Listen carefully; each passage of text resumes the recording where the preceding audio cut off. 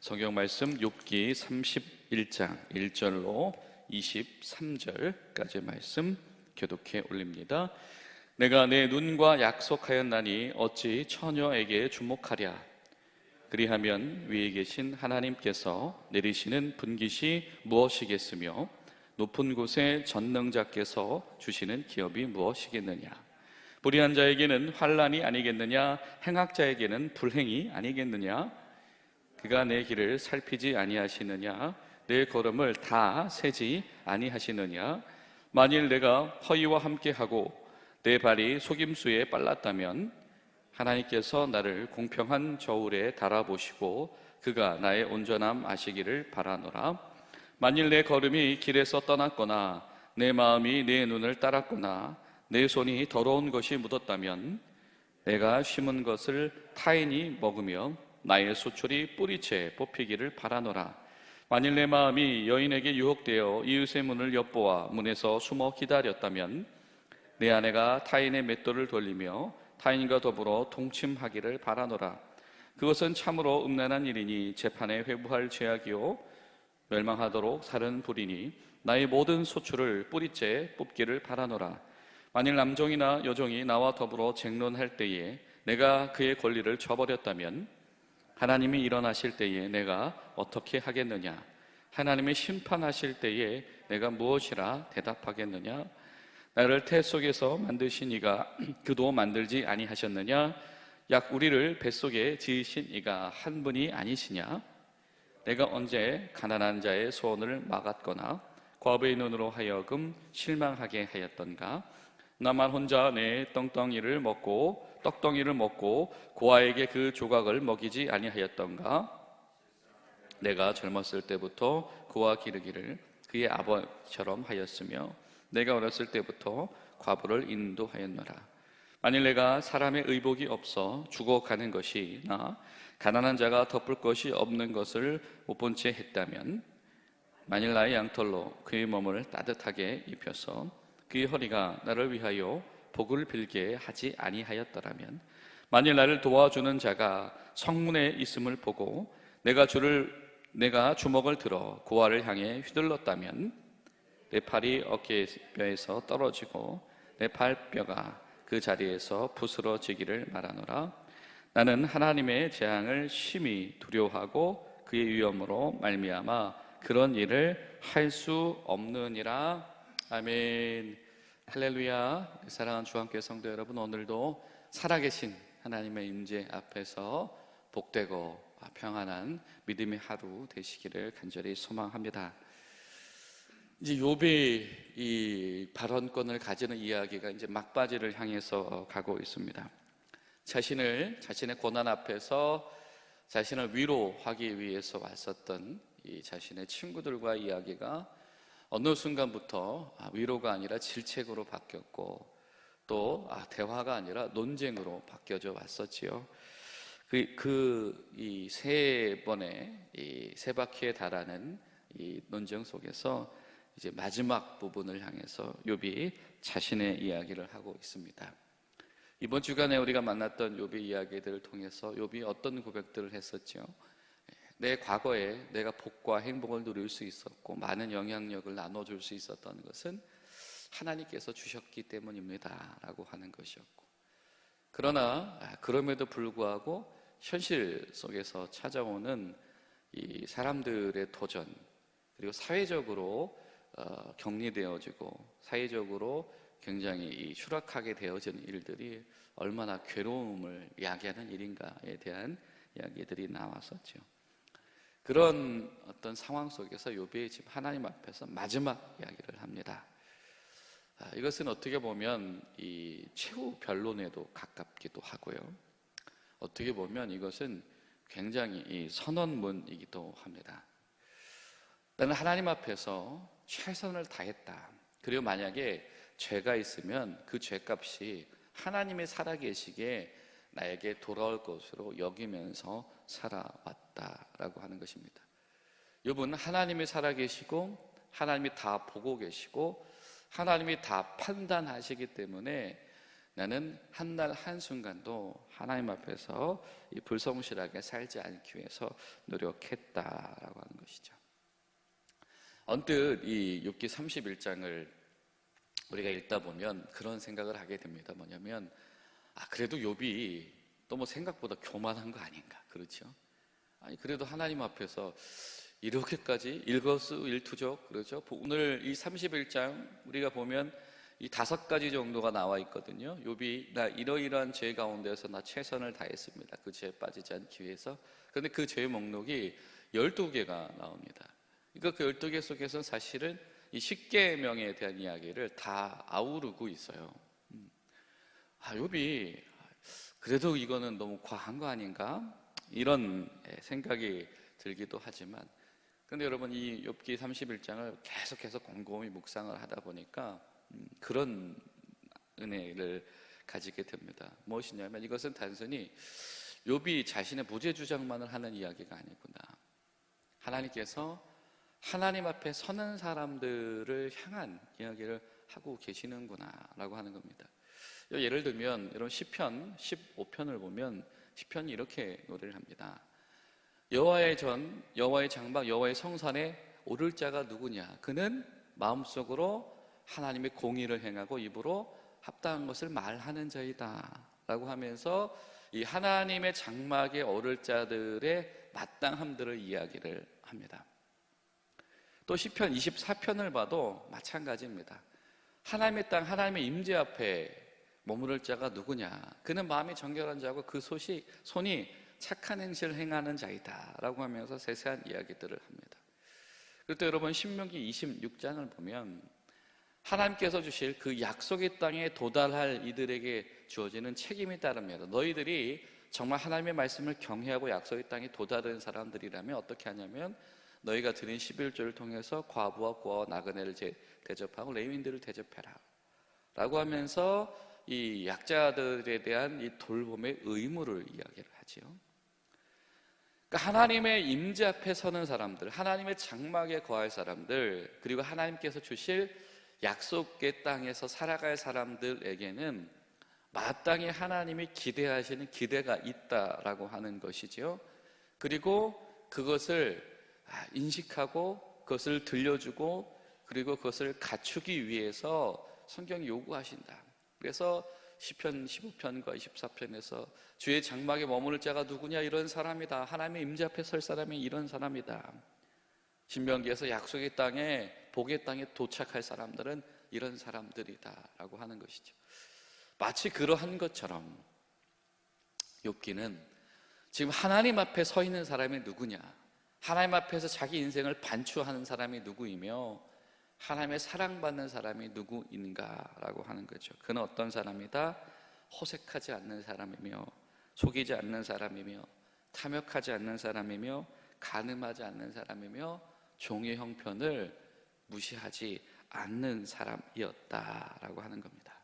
그 뒤에 이제 이어진 하반부는 이 가난한 자와 약자를 돌보는 이야기들로부터 시작을 해서 쭉쭉쭉쭉 또 12가지가 나가게 되어집니다. 단순히 욥이 나 이렇게 최선을 다했어요 라고 하는 것이 아니고 이것 가운데 위대한 신앙 고백이 있습니다. 뭐냐면 하나님은 살아계시다라고 하는 것이죠. 하나님은 살아계시기 때문에 그래서 나에게 잘해준다, 내 편 들어준다 이런 게 아니라 하나님 다 보고 계시다, 하나님 다 알고 계시다. 그래서 마땅히 내가 지금 내 말이 거짓이라고 한다면 내 죄가는 당연히 내가 받을 것이다. 그러나 나는 하나님의 살아계심을 한 번도 잊어본 적이 없다. 자, 1절부터 이제 욥이 이제 죄에 대한 목록들이 나오죠. 내가 이러이러한 죄를 짓지 않았다라고 하는 것이죠. 1절과 2절 보면 무슨 얘기를 합니까? 내가 어떻게 내 눈이 처녀에게 주목하래. 나는 내 눈과 약속한 사람이다. 이런 표현을 합니다. 눈의 언약을 했다. 내가 보고 유혹이 시작될 수 있는 것. 그래서 이 범죄 욕구가 이어질 수 있는 그 부분에 대해서는 난 항상 철저히 하려고 애썼다라고 하는 겁니다. 왜냐하면 하나님은 불의를 인지하시고 심판하시는 하나님이시고 불의는 하나님 앞에서 반드시 심판받아야 되기 때문입니다.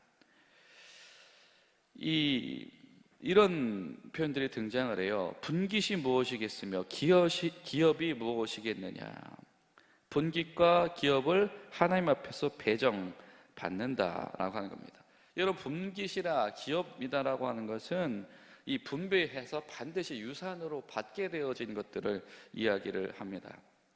그러니까 사람이 어떤 행위를 하든지 간에 그 행위에 따라서 이 행위에 걸맞게 실현되어진 하나님의 판단과 치리가 있다라고 하는 것. 여러분, 그런데 이것이 욥의 친구들이 이야기했던 인과응보라든지 그런 이야기들과 다른 점이 한 가지가 있다라고 한다면, 친구들은 그 인과응보를 누구에게 적용했죠? 타인에게 적용을 했습니다. 근데 욥은 어떻게 하냐면 평상시에 항상 나의 문제로 이것을 여기고 있었더라라고 하는 것이죠. 아, 그렇구나. 이런 우리에게 신앙의 기준들이 있습니다. 성경을 통해서 우리가 하나님께서 우리에게 이렇게 요구하시는구나 라고 하는 것에 대한 깨달음들이 있죠. 근데 바로 그것이 내 문제구나, 나에 대한 이야기구나, 나에 대한 요구이구나 라고 하는 것, 하나님의 기준을 가지고 자신에게 엄격할 수 있는 것, 하나님의 기준을 가지고 그것을 남의 이야기가 아니고 자신에게 관대하고 남에게만 엄격한 것이 아니라 가장 자신에게 엄격하게 하나님 편에 서 있는 자의 마음, 그것이 바로 나는 눈과 약속을 했습니다 라고 하는 자의 마음이더라 라고 하는 것이죠. 또 두 번째로는 이 속임하는 문제들, 또 탐욕하는 문제들에 대한 이야기가 등장을 합니다. 하나님께서 분명하게 다 보고 계실 텐데, 그래서 내가 하는 행위들 중에 이 거짓되는 것이, 거짓 맹세들, 기만들, 하나님의 이름을 오용하는 일들이 있다라고 한다면 가장 정확하신 하나님, 저울을 다른 사람의 저울 재는 게 아니라, 옛날에는 저울이 문제 중에 하나가 뭐였냐면 동네마다 저울 크기도 다르고, 그렇죠? 저울을 재는 무게 추도 다르고, 그러다 보니까 이 동네는 이렇게 다르고 저 동네는 저렇게 달랐다라고 하는 거예요. 누가 볼 때는 괜찮고 누가 볼 때는 부족하고 이렇다라고 하는 것이죠. 근데 욥에게는 어떤 신앙 고백이 있습니까? 저울을 누가 들고 계시다?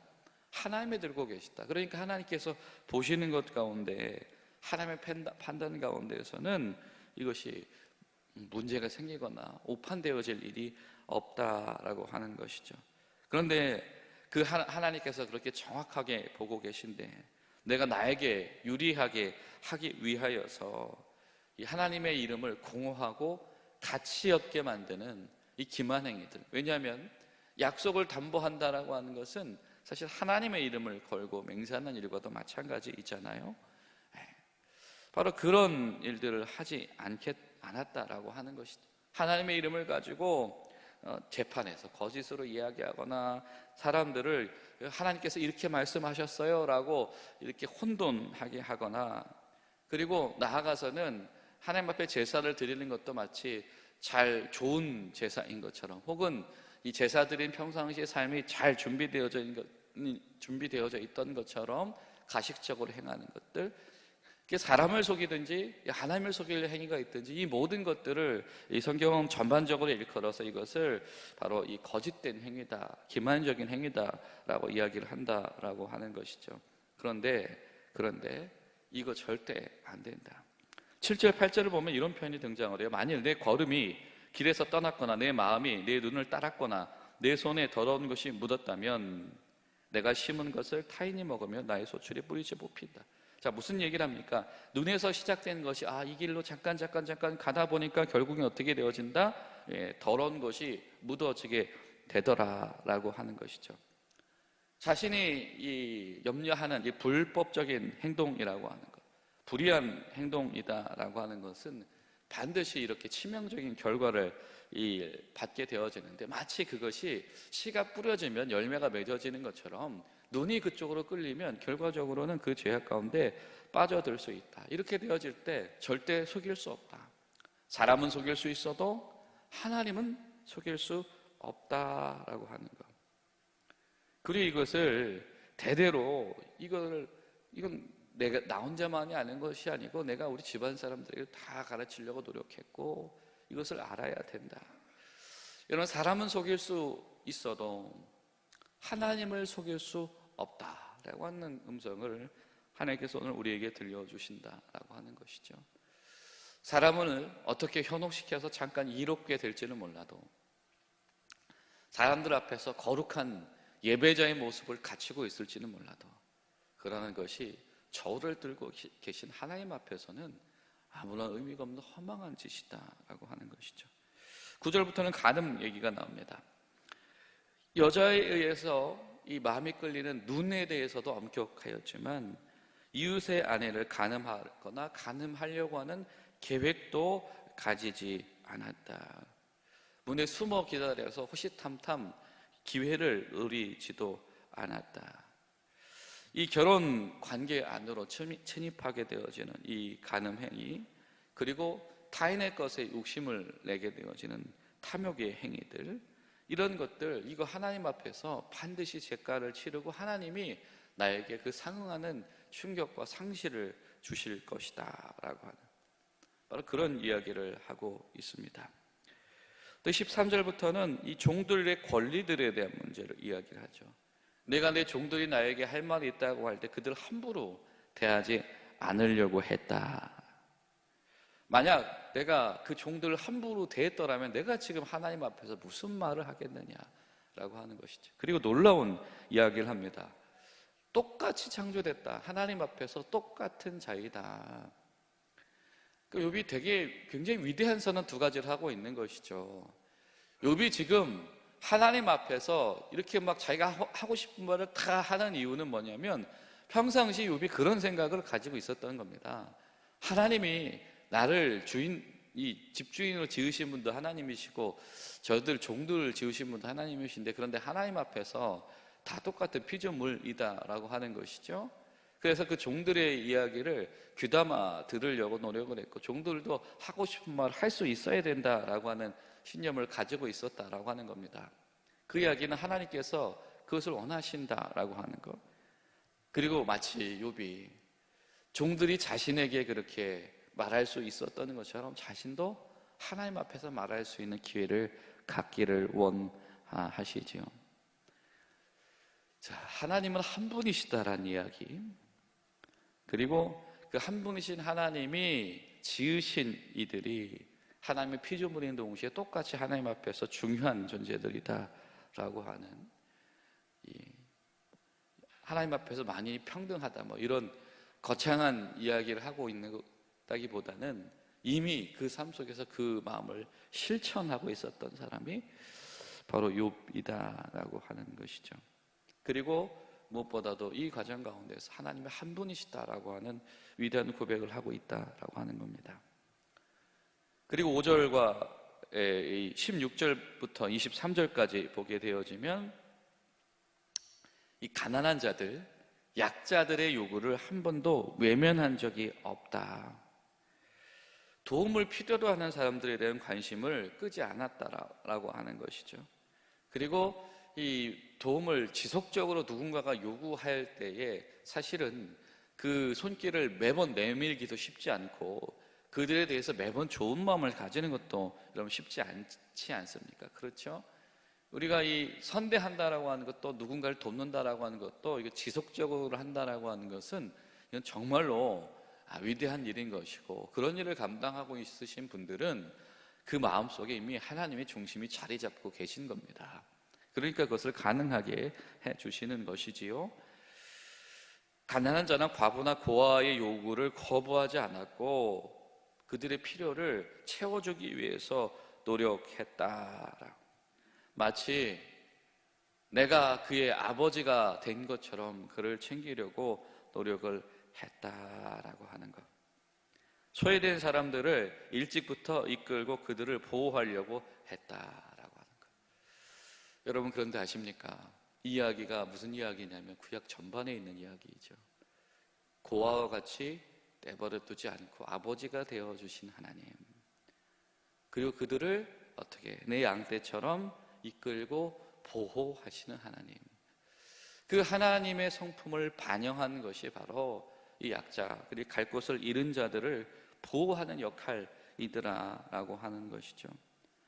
그들에게 옷을 제공하고, 그리고 그들의 마음이 너무 좋아져서 감사함을 표현했다. 그러니까 이 욥이 이 내미는 손길이 그 사람들의 마음을 위로하고 녹여내는 그 지경까지 충분히 공급되었던 것이지요. 약자의 권익을 위해서 힘 있는 자로부터 약자들이 어려움을 당한다라고 한다면 그 일을 하나님께서 묵과하지 않으실 것이고 반드시 응징하실 것이다. 그러니까 약자는 절대 무시하면 안 되고 하나님처럼 돌봐야 된다라고 하는 것이죠.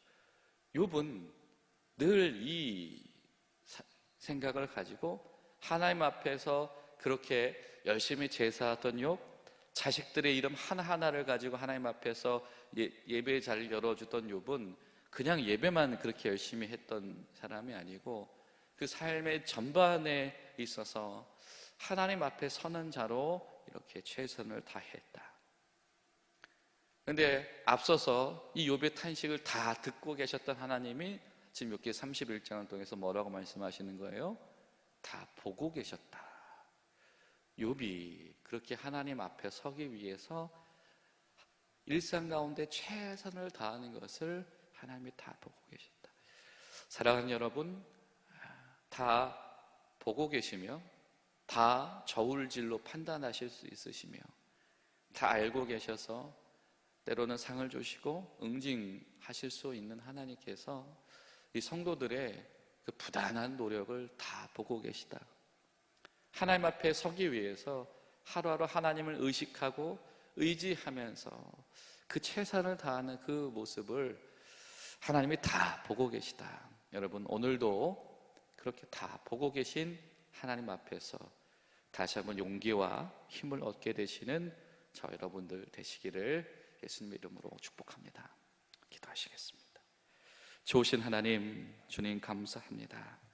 주님, 단순히 욥 개인의 항변이 아니라 하나님 앞에 서는 사람들, 하나님의 백성이 되어지는 마땅한 사람들의 그 최선을 다하는 모습들 하나님이 보고 계심을 우리 가운데 이야기하시는 줄로 믿습니다. 지금 살아계신 하나님 앞에서 우리의 삶이 주님 보시기에 합당하고 아름다운 삶으로 채워져 나갈 수 있도록 성령님 저희를 도와주시옵소서. 예수님의 이름으로 기도하옵나이다. 아멘.